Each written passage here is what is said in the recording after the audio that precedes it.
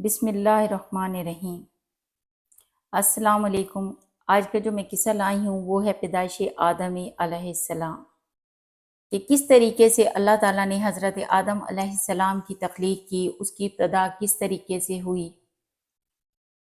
تو پروردگار عالم جل جلالہ نے جب آدم علیہ السلام کو پیدا کرنا چاہا تو حضرت جبرائیل علیہ السلام کو فرمایا کہ تم زمین پر جاؤ اور وہاں سے ہر رنگ کی مٹی، یعنی سفید بھی، سرخ بھی، سیاہ بھی، شور و شیری بھی، نرم بھی، سخت بھی، جا کر ایک مٹھی بھر کر لے کر آؤ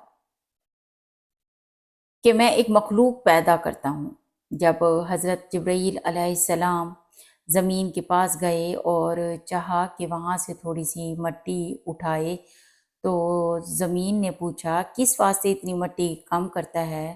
تو جبرائیل علیہ السلام نے جواب دیا کہ حق تعالیٰ اس سے ایک مخلوق پیدا کرے گا جو زمین میں رہیں گے، وہ نیک بھی ہوں گے، بد بھی ہوں گے، وہ ثواب بھی کمائیں گے، گناہ بھی ہوں گے ان کے واسطے۔ پھر زمین نے عرض کیا کہ میں اللہ تعالیٰ کی عزت کی پناہ مانگتی ہوں کہ تم مجھ سے مٹی نہ اٹھا، کیونکہ کچھ لوگ نافرمانی کی وجہ سے جہنم میں جلیں گے، اور میں نہیں چاہتی کہ میری مٹی جو ہے وہ جہنم میں جلے۔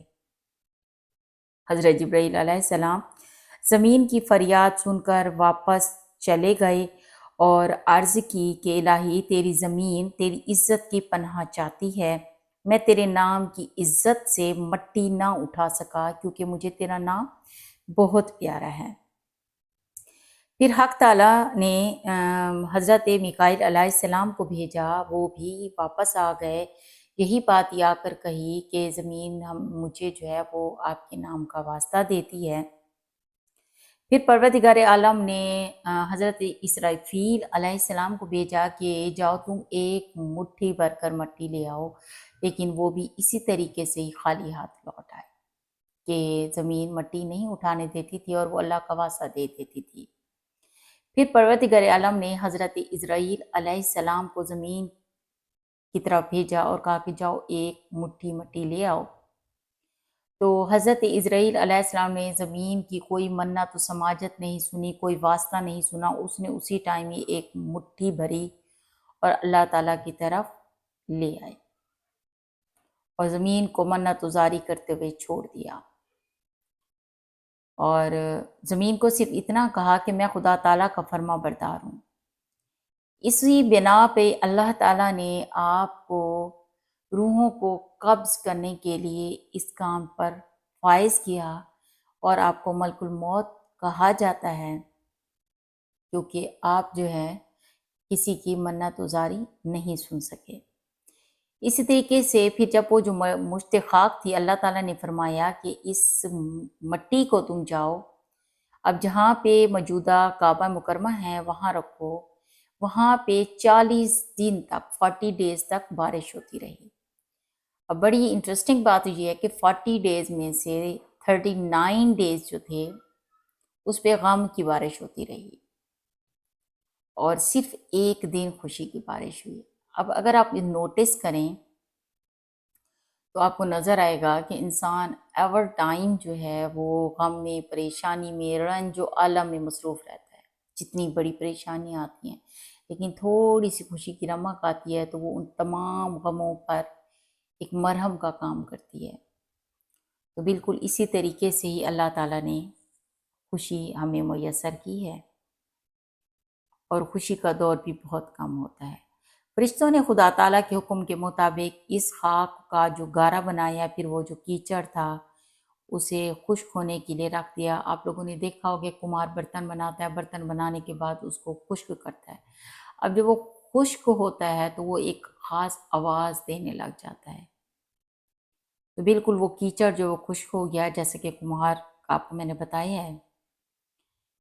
پھر اس گارے کو اللہ تعالیٰ نے حکم دیا کہ جاؤ اسے وادی نعمان، جو کہ مکہ اور طائف کے راستے میں عرفات کا جو مقام ہے اس سے جڑا ہوا ہے، وہاں جا کر فرشتوں نے اس مٹی کو ڈال دیا۔ پھر اللہ تعالیٰ نے اپنے دست قدرت سے اس گارے سے حضرت آدم علیہ السلام کا خوبصورت قالب بنایا، یعنی ایک خوبصورت سا مجسمہ بنایا۔ اب کیا ہوتا تھا کہ فرشتے اس قالب کو دیکھ کر حیران ہوتے اور اس کے ارد گرد پھرتے رہتے تھے۔ اسی دوران ابلیس بھی اس قالب کو دیکھنے کو آیا اور تعجب سے کہا کہ یہ جسم اندر سے خالی ہے اور جگہ جگہ اس میں سوراخ ہیں، خلل ہیں، یہ بغیر سیر ہونے کے پر نہ ہوگا جب تک یہ کھائے گا پیے گا نہیں، یہ نہیں فل ہوگا، اور اگر یہ کھائے گا پیے گا بھی، سیر بھی ہو جائے گا تو یہ پھٹ جائے گا اور چلنے پھرنے میں بھی یہ سست ہوگا، اسے کوئی کام نہ ہو سکے گا۔ مگر جب سینہ بائیں طرف سے دیکھا تو کہنے لگا، یہ جو حجرہ بنا ہوا ہے جس میں کوئی دروازہ نہیں ہے، یہ کیا ہے؟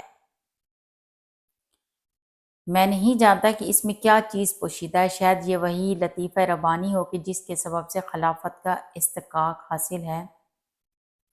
بعض روایات میں ہے کہ وہ جو قالب تھا، جو مجسمہ تھا، وہ 40 سال تک وہیں پر بے جان پڑا رہا۔ جب پروردگار عالم جل جلالہ نے چاہا تو اس قالب میں روح کو داخل ہونے کا حکم دیا اور کہا، ادخلوا ایھا الروح فی ھذا الجسد، یعنی داخل ہو جا اس جسد میں، اس جسم میں۔ اب کیا ہوا کہ روح سر کی طرف سے داخل ہونا شروع ہوئی۔ اب جو وہ ٹھیکری نما وہ مجسمہ تھا، وہ جہاں جہاں سے روح گزرتی گئی وہاں گوشت بھی آتا گیا اور ہڈیاں بھی آتی گئیں۔ جب روح سینے تک پہنچی تو حضرت آدم علیہ السلام نے اٹھنے کا ارادہ کیا، کیونکہ روح جب سینے میں پہنچ گئی تو انسان زندہ ہو گیا، تو وہ زمین پر وہیں گر گئے۔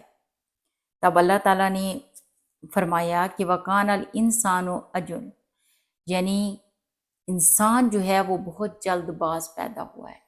ہم لوگ اگر دیکھیں تو ہمیں کسی چیز کی ضرورت ہوتی ہے، کوئی قسم کی حاجت ہوتی ہے، تو ہم چاہتے ہیں کہ وہ فوراً ہی ہو جائے، بس جیسے ہم منہ سے نکالیں نا وہ فوراً ہو جائے، یا پھر ہمارے شکوے شروع ہو جاتے ہیں کہ اللہ تعالیٰ نے ہماری دعا نہیں سنی، ہماری تو دعائیں قبول نہیں ہوتی۔ تو یہی آپ دیکھیں تو اللہ تعالیٰ نے پہلے سے ہی فرما دیا ہے کہ انسان جو ہے وہ بہت جلد باز پیدا ہوا ہے۔ اچھا، پھر اسی حالت میں جو ہے وہ حضرت آدم علیہ السلام کو چھینک آ گئی۔